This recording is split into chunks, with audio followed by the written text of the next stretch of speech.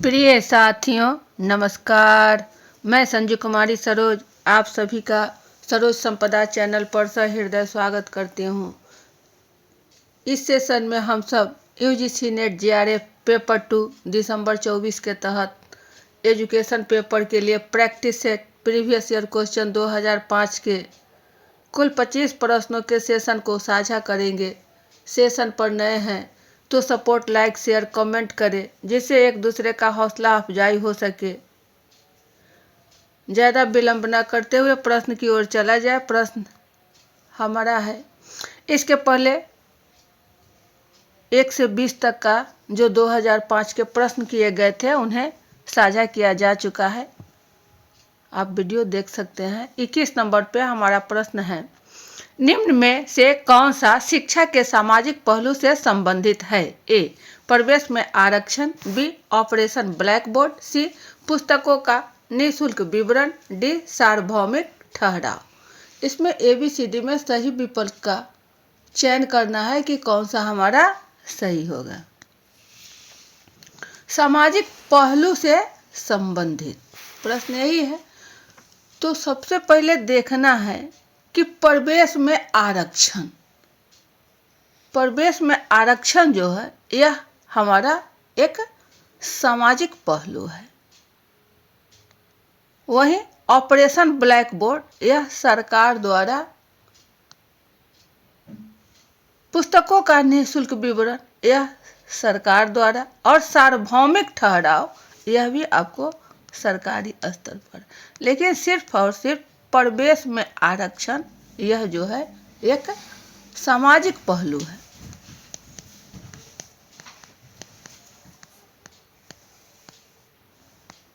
इसमें जब भी छात्र को शैक्षिक प्रवेश की आवश्यकता होती है तो उन्हें सामाजिक पहलू के तहत आरक्षण पद्धति का नियम को पालन करना पड़ता है, जिससे जब हमें आरक्षण पद्धति का उपयोग करते हैं तो समाज में एक समानता का उपयोग होता है।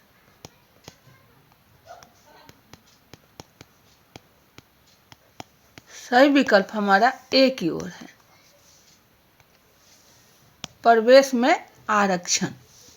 नेक्स्ट क्वेश्चन 22 पर, ब्रिटिश काल में शिक्षा अधिक, ए. विशिष्ट वर्गीय, बी. समतावादी, सी. प्रजातांत्रिक, डी. आधुनिकतावादी। कौन सा हमारा सही हो जाएगा?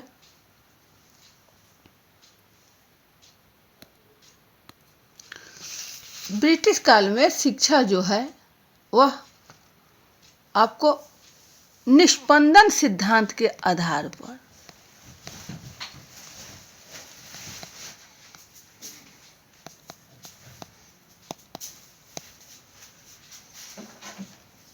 सिर्फ उच्च वर्ग के लोगों को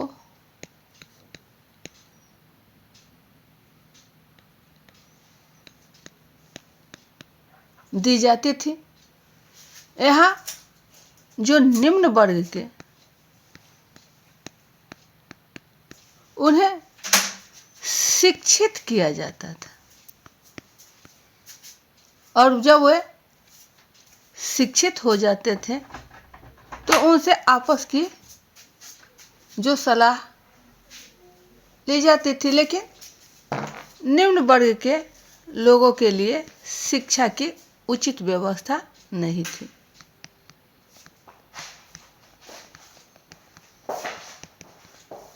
और क्या हो जाएगा? सिर्फ उच्च वर्ग यानी विशिष्ट वर्गीय, समतावादी नहीं, प्रजातांत्रिक नहीं, आधुनिकतावादी नहीं। ऑप्शन ए की ओर। नेक्स्ट क्वेश्चन 23 की ओर, निम्नलिखित में से कौन सा कथन सही नहीं है? ए. स्नोबॉल न्यायादर्श, बी. सुव्यवस्थित न्यायादर्श, सी. समूह न्यायादर्श, डी. स्तरित समानुपाती न्यायादर्श। कौन सा हमारा सही हो जाएगा? प्रश्न को भी ध्यान देना है कि नहीं है, पूछा जा रहा है नहीं से। तो यहाँ जो है सुव्यवस्थित, समूह और अस्तरित, ये तीनों आपको एक ही है, लेकिन स्नोबॉल जिसे हम लोग हिम कंदुक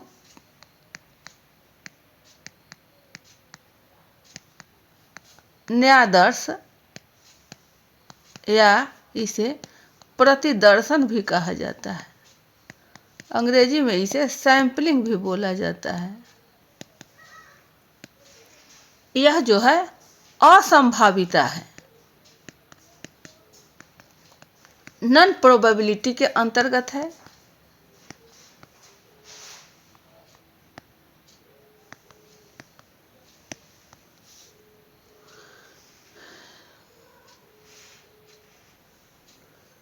इसके द्वारा हमें सामाजिक ज्ञान का विकास होता है। ऑप्शन हमारा ए की ओर है।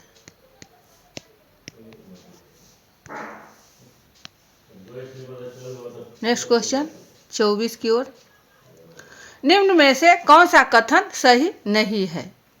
ए, वह विशेषता चर होगी जिसका मानक विचलन का मान 0 से अधिक हो। बी, शोध के शीर्षक में चर, जनसंख्या और शोध विधि प्रदर्शित होने चाहिए। सी, पूर्ण जनसंख्या प्रदत्तों के आधार पर प्राचल की गणना की जाती है। डी, न्यायादर्श के संदर्भ में प्राचल और सांख्यिकी में कोई अंतर नहीं है। प्रश्न को भी ध्यान देना है, पूछा जा रहा है नहीं है, नहीं के संदर्भ में ध्यान देना है।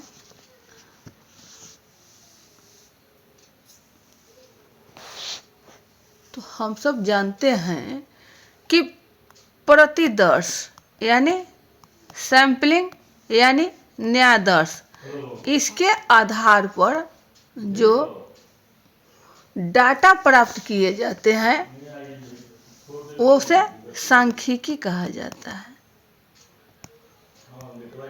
यह हमारा सांख्यिकी है। वहीं जनसंख्या के आधार पर, पॉपुलेशन के आधार पर जो हमें सैंपलिंग ली जाती है उसको प्राचल कहा जाता है।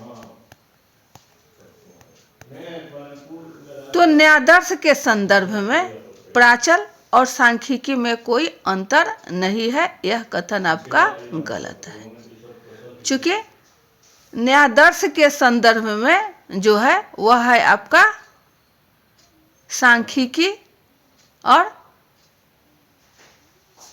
जनसंख्या के आधार पर वो है हमारा प्राचल। ये अंतर है। ऑप्शन हमारा डी हो जाएगा। शोध के शीर्षक में चर, जनसंख्या और शोध विधि प्रदर्शित होने चाहिए, सही है। वह विशेषता चर होगी जिसका मानक विचलन का मान 0 से अधिक हो, सही है। पूर्ण जनसंख्या प्रदत्तों के आधार पर प्राचल की गणना की जाती है, यह भी सही है। गलत क्या है? Option D. नेक्स्ट क्वेश्चन 25 की ओर। नीचे दिए गए शिक्षा शोध के शीर्षक पढ़ें।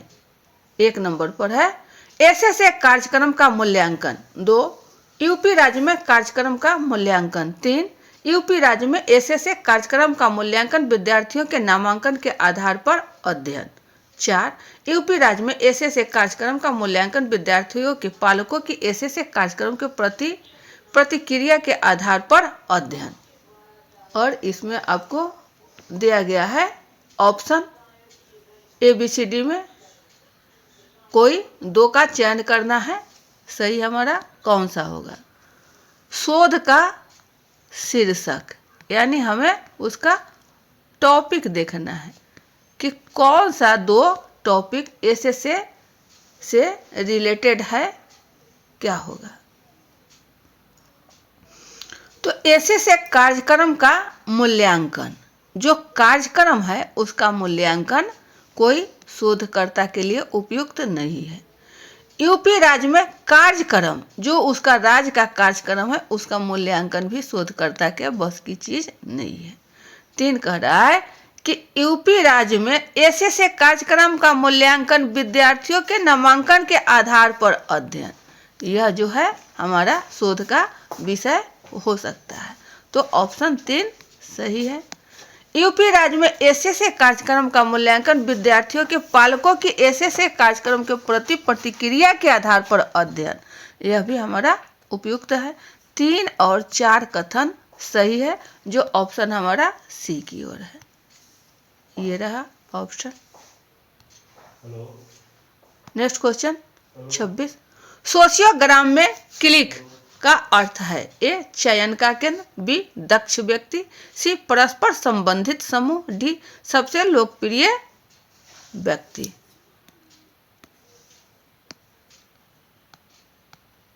यह आपका व्यक्ति है। क्या होगा सही? सोशियोग्राम में क्लिक का अर्थ है चयन का केंद्र।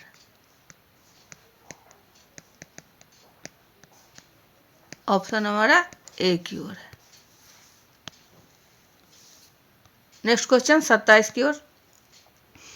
परिकल्पना वह कथन है जो ए दो चरों में संबंध बताता है, बी समस्या के समाधान का बुद्धिमत्तापूर्ण अनुमान है, सी समस्या का संभाव्य हल है, डी उपर्युक्त सभी। सही क्या हो जाएगा? तो परिकल्पना यानी हाइपोथेसिस, यह जो है हमको दो चर में जब भी कम से कम 2 चर और इन दोनों में हमें संबंध बताता है। समस्या के समाधान बुद्धिमत्तापूर्ण अनुमान है। यह एक कल्पना की जाती है हाइपोथेसिस में, परिकल्पना में, कि हम क्या साबित करने जा रहे हैं, शोध में हमें क्या प्राप्ति करना है। समस्या का संभाव्य हल, यह टेंटेटिव सॉल्यूशन है। यह भी हमारा कथन सही है। इस प्रकार ऑप्शन डी की ओर है, उपर्युक्त सभी। नेक्स्ट क्वेश्चन 28 की ओर। प्रयोगात्मक अनुसंधान में प्रयोगकर्ता द्वारा संचालित चर होता है, ए आश्रित चर, बी स्वतंत्र चर, सी बाह्य चर, डी भ्रामक चर। कौन सा हमारा सही हो जाएगा? तो प्रयोगात्मक अनुसंधान में यानी एक्सपेरिमेंटल रिसर्च में जो रिसर्चर होते हैं उनके पास स्वतंत्र चर संचालित होता है। इसमें जोड़ घटाव कुछ भी हम जोड़ तोड़ कर सकते हैं और अपनी हम जो हमारा समस्या है उसका समाधान परिणाम को प्राप्त किया जा सकता है। वह सिर्फ और सिर्फ प्रयोगात्मक अनुसंधान में ही जोड़ तोड़ संभव है। ऑप्शन बी की ओर है।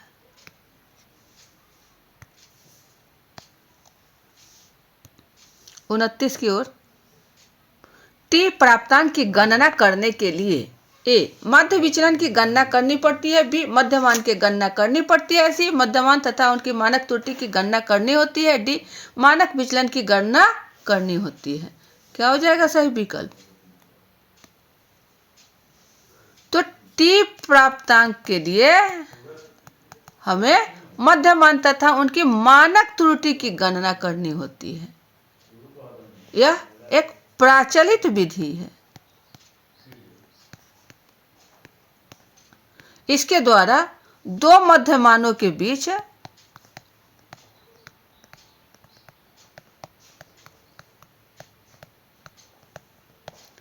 अंतर की सार्थकता की जांच होती है।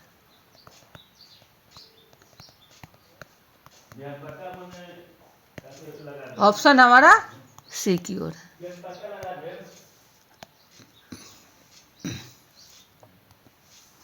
नेक्स्ट क्वेश्चन 30 की ओर। एक जिले में शिक्षा सुविधा की स्थिति जानने के लिए सर्वोत्तम शोध विधि होगी, ए ऐतिहासिक विधि, बी एकल अध्ययन विधि, सी प्रयोगात्मक विधि, डी सर्वेक्षण विधि। सही विकल्प का चयन करना है। कौन सा हमारा हो जाएगा? एक जिला में शिक्षा सुविधा की स्थिति के लिए शोध का टॉपिक सर्वोत्तम शोध विधि। यहाँ विधि पूछा जा रहा है, कौन सी विधि हमारा होगा? तो ऐतिहासिक विधि होगी नहीं, चूंकि यह अभी वर्तमान नहीं फ्यूचर की बात हो रही है। एकल अध्ययन विधि, एक से होगा नहीं और इसे प्रयोग करना नहीं है। क्या हो जाएगा, हमें सर्वे करना होगा, हमें सर्वे करना होगा, यानी सर्वेक्षण विधि। ऑप्शन हमारा डी की ओर है। नेक्स्ट क्वेश्चन 31 पर है, विज्ञान तथा भाषा में उपलब्धियों में ऋणात्मक सहसंबंध का अर्थ है। ए, विज्ञान उपलब्धि में सुधार के साथ साथ भाषा में उपलब्धि में कमी होगी। बी, विज्ञान में उपलब्धि में परिवर्तन भाषा की उपलब्धि पर प्रभाव नहीं डालता। सी, विज्ञान की उपलब्धि में कमी भाषा की उपलब्धि में कमी होती है। डी, विज्ञान में उपलब्धि में सुधार के साथ भाषा की उपलब्धि में भी सुधार होगा। ABCD में सही विकल्प हमारा कौन सा हो जाएगा? विज्ञान तथा भाषा में उपलब्धियों में ऋणात्मक सहसंबंध का अर्थ क्या हो जाएगा? तो सुधार के साथ साथ भाषा के जो उपलब्धि है उसमें कमी हो जाएगी, गिरावट आ जाएगी।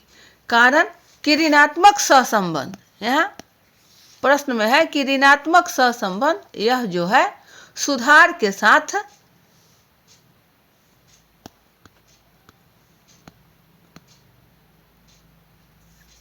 भाषा उपलब्धि में भी कमी होगी।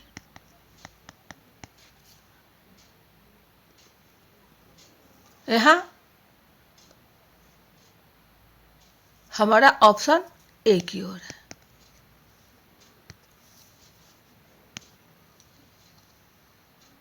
ये सब आपका गलत है। चलिए नेक्स्ट क्वेश्चन 32 की ओर, आपको किसी ब्लॉक के शहरी तथा ग्रामीण विद्यालयों में से 100 बालक तथा 100 बालिकाओं का न्यायादर्श लेना। इसमें सर्वोचित न्यायादर्श चयन विधि होगी। ए, अव्यवस्थित रैंडम। बी, स्वप्रयोजन। सी, कोटा नियतांश। डी, अस्तरित नियतांश। सही विकल्प हमारा क्या हो जाएगा? सीधा सा सवाल है कि 100 बालक और 100 बालिकाओं का लेना है न्यायादर्श, यानी सैंपलिंग विधि हमारा कौन सा हो जाएगा? तो ये हो जाएगा लेबलिंग, यानी अस्तरित अव्यवस्थित।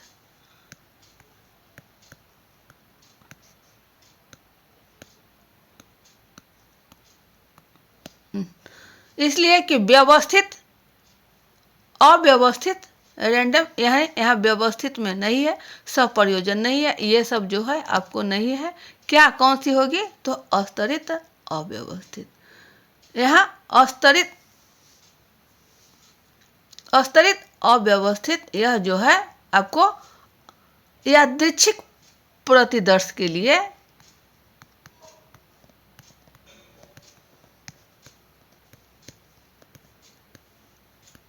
सर्वोच्च विधि है।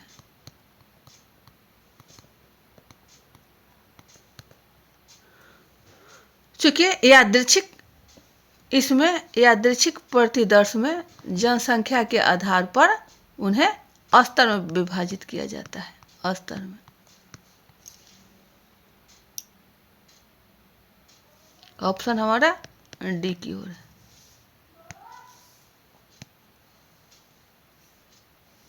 तैंतीस की ओर, क्रियात्मक अनुसंधान प्रायः उपयोगी होता है। ए, रिसर्च फाइल्स के लिए। बी, नीति नियोजकों के लिए। सी, शैक्षिक प्रक्रियाओं में सुधार के लिए। डी, सर्वेक्षकों के लिए। सही विकल्प का चयन करना है। क्या हो जाएगा? तो जहां भी हमें मिले क्रियात्मक अनुसंधान, यानी रिसर्च, एक्शन रिसर्च, तो इसमें सुधार,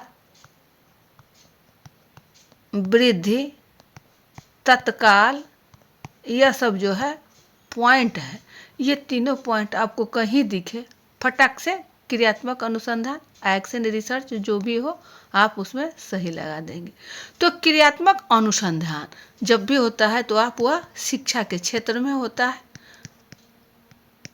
और तत्काल के लिए किया जाता है, सुधार के लिए किया जाता है, वर्ग कक्ष में किया जाता है, शिक्षक द्वारा किया जाता है। तो ऑप्शन हमारा सी की ओर है, शैक्षिक प्रक्रियाओं में सुधार के लिए। 34 की ओर। कक्षा 12 के विज्ञान, कला तथा वाणिज्य छात्रों के चिंता मापने पर औसत प्राप्तांकों की तुलना करना। इस अध्ययन में आंकड़ों का विश्लेषण करने के लिए सर्वोचित सांख्यिकी तकनीक होगी। ए टी परीक्षण, बी अनोवा, सी अनोवा के बाद टी परीक्षण यदि ए का मान सार्थक है, डी अनोवा के बाद टी परीक्षण चाहे ए का मान कुछ भी है। क्या होगा सही विकल्प में हमारा?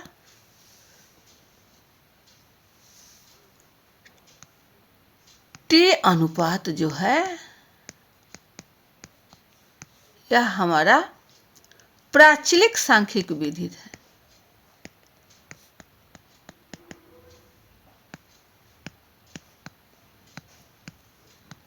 इसमें हम सब दो मध्यमानों के बीच अंतर की सार्थकता की जांच होती है।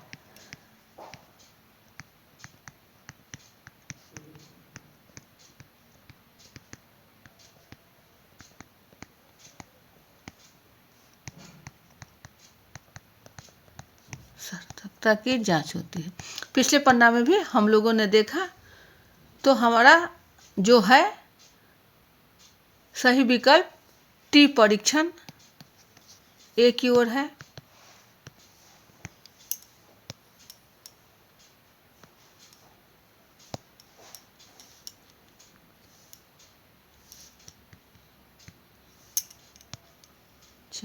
नेक्स्ट क्वेश्चन 35 की ओर। निम्नलिखित कथनों को पढ़िए। ए समस्या का चयन शैक्षिक अनुसंधान का पहला चरण है, बी समस्या का दूसरा नाम चर है, सी विश्वसनीयता गुणांक सहसंबंध गुणांक की गणना द्वारा ज्ञात किया जाता है, अतः विश्वसनीयता गुणांक धनात्मक तथा ऋणात्मक दोनों हो सकता है, डी जब भी समष्टि बड़े भौगोलिक क्षेत्र में फैली हो तो समूह न्यायादर्श विधि सर्वोचित न्यायादर्श चयन विधि होती है। सही option A B C D में चयन करना है, कौन सा हमारा सही हो जाएगा? समस्या का जो चयन करना है उसके संदर्भ में है। तो हम सब जाने कि यह जो प्रश्न है इसमें समस्या का चयन शैक्षिक अनुसंधान का पहला चरण है। ऑप्शन कथन ए हमारा सही है।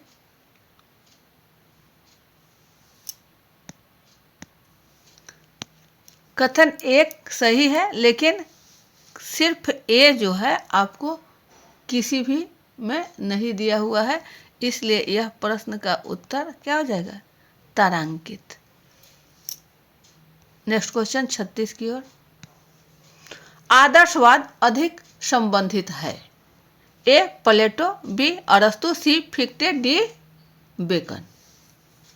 सही विकल्प क्या होगा? तो आदर्शवाद सीधा सा है कि यह प्लेटो की देन है। प्लेटो इस पर ज्यादा विश्वास करते थे। ऑप्शन ए की ओर। नेक्स्ट क्वेश्चन 37 में सूची 1 और सूची 2 के पदों का मिलान कीजिए। सूची 1 में है ए में सांख्य, बी बौद्धवाद, सी वेदांत, डी जैनवाद। और इधर आपको 1 2 3 4 5 कर करके सूची दिया हुआ है। सूची 2 तो क्या हो जाएगा? सांख्य जो है, सांख्य यह हमारा सत्यार्थवाद की ओर है और बौद्धवाद त्रिरत्न। वहीं वेदांत जो है हमारा अष्टांग योग और जैनवाद यह क्या हो जाएगा? तत्वमसि, तुम ही हो। यानी D4 C5 B3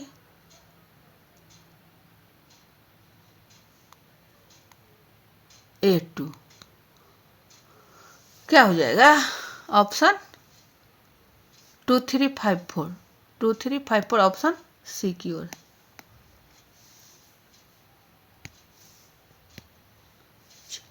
next question 38। ज्ञान मीमांसा मुख्य रूप से संबंधित है। ए शिक्षा के लक्ष्यों से, बी पाठ्यक्रम से, सी अनुदेशन विधियों से, डी अध्यापक की भूमिका से। सही विकल्प का चयन करना है। कौन सा हो जाएगा हमारा? तो जहां हमें मिले ज्ञान, ज्ञान मीमांसा यानी ज्ञान की बातें, तो यह हमें किसके द्वारा ज्ञान मिलता है? किसी एक के द्वारा। जो हमारा स्रोत होना चाहिए वह किस स्रोत से हमें प्राप्त होता है, कहाँ से हमें ज्ञान की प्राप्ति होती है, उसका साधन क्या है? तो यह एक शिक्षण विधि है। ऑप्शन सी की ओर है, अनुदेशन विधियों से। नेक्स्ट क्वेश्चन 39, जो प्रायोगिक रूप से सत्यापित है वही सत्य है। दर्शन शास्त्र की कौन सी विचारधारा का इस कथन में विश्वास है? ए आदर्शवादी, बी यथार्थवादी, सी प्रयोजनवाद, डी प्रकृतिवाद। क्या हो जाएगा सही? तो यह है हमारा प्रयोजनवाद।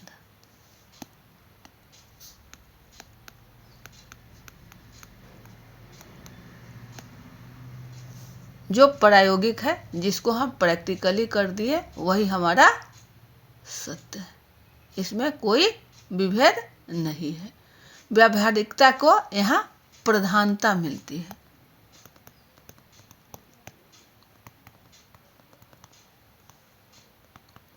पहले क्रिया, उसके बाद अनुभव। कार्य और सिद्धांत के लिए यह उपयुक्त है। ऑप्शन क्या हो जाएगा? सी। नेक्स्ट क्वेश्चन 40, स्वयं के लिए जो वह बनाता है वही व्यक्ति है। कौन सा दर्शन इस विचार का समर्थन करता है? स्वयं के लिए, तो खुद अपने व्यक्ति के लिए, यह हो जाएगा हमारा एग्जिस्टेंशियलिज्म यानी अस्तित्ववाद। ऑप्शन सी की ओर है। वह स्वयं जो निर्णय लेता है उसी का वह फल भी प्राप्त करता है। जैसा वह सोचता है उसका प्रतिफल भी उसे वही प्राप्त होता है। वह जो बनना चाहता है वैसा ही वह बनता है। किसमें होगा? अस्तित्ववाद, अपने आप के लिए। Option C. नेक्स्ट क्वेश्चन 41 में, मानव में विद्यमान आदर्श का प्रत्यक्षीकरण ही शिक्षा है। यह किसने कहा है? ए रविंद्रनाथ टैगोर ने, बी अरविंदो ने, सी स्वामी विवेकानंद ने, डी महात्मा गांधी ने। कौन सा हमारा सही हो जाएगा? तो यह कथन स्वामी विवेकानंद जी का है।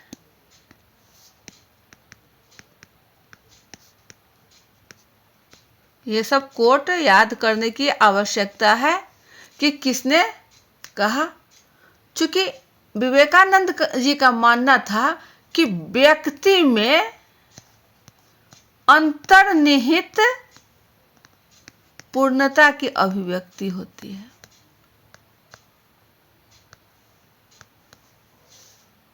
Option C.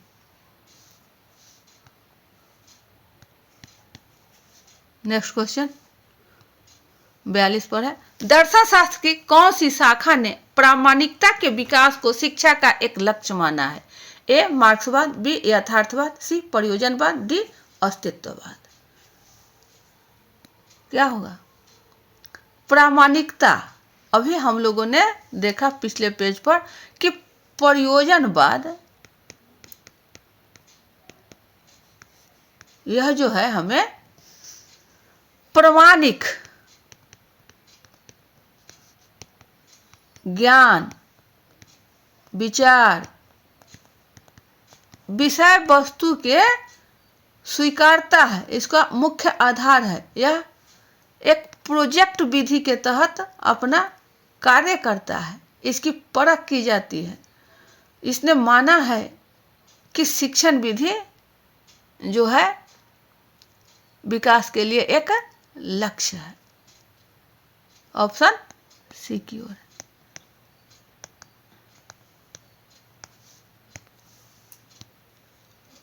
नेक्स्ट क्वेश्चन 43, प्रयोजन विधि प्रतिपादित की है? A William James, B Kilpatrick, C John Dewey, D John Locke. कितना आसान सा है। तो प्रयोजन विधि के प्रतिपादक कौन रहे हैं? ये रहे हैं आपको किलपैट्रिक। और हम सब जानते हैं कि किलपैट्रिक के जो है और डीवी के शिष्य हैं। किलपैट्रिक के ये गुरु,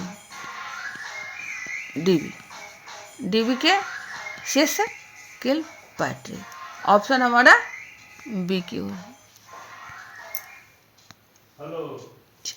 नेक्स्ट क्वेश्चन 44।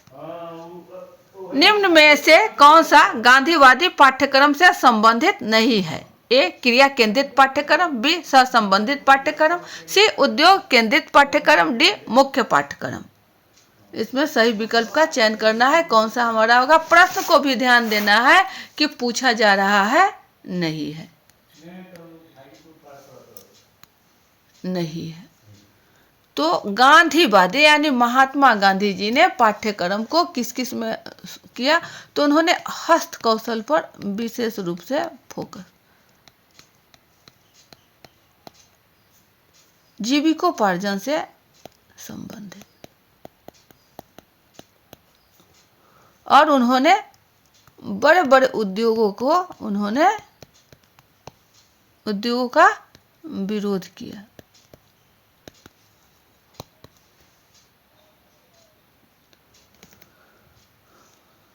क्या हो जाएगा? पाठ्यक्रम से संबंधित नहीं है।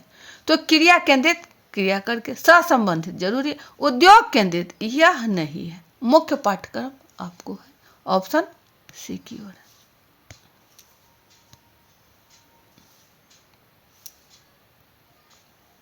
पैंतालीस। दर्शन शास्त्र की कौन सी विचारधारा अस्थायी मूल्यों और शिक्षा के मूल्यों में आस्था नहीं रखती? ए अस्तित्ववाद, बी प्रकृतिवाद, सी यथार्थवाद, डी प्रयोजनवाद। क्या हो जाएगा हमारा सही? प्रश्न को भी ध्यान देना है कि पूछ रहा है आस्था नहीं रखती। नहीं रखने के संदर्भ में हमारा हो जाएगा।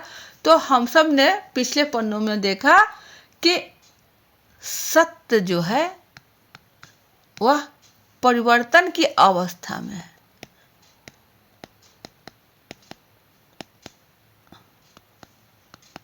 और यह परिवर्तनशील हमेशा मानता है।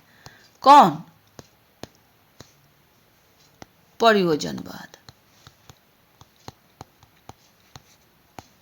प्रैग्मैटिज्म। सत्य की प्रकृति परिवर्तनशील होती है।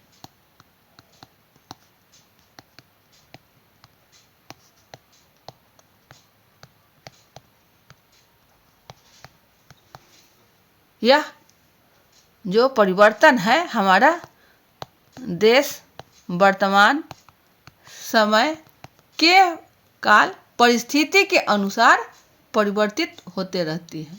यहाँ शिक्षा की जो बात है वह कोई अस्थाई नहीं होती, अस्थाई नहीं, यह चेंजिंग होते रहता है, इसमें परिवर्तन होते रहता है। यह कौन सा शास्त्र हमें बतलाता है? तो वह है हमारा प्रयोजनवाद। ऑप्शन डी की ओर। तो ये थे आपके 2005 के प्रीवियस ईयर क्वेश्चन। अब 5 प्रश्न आपको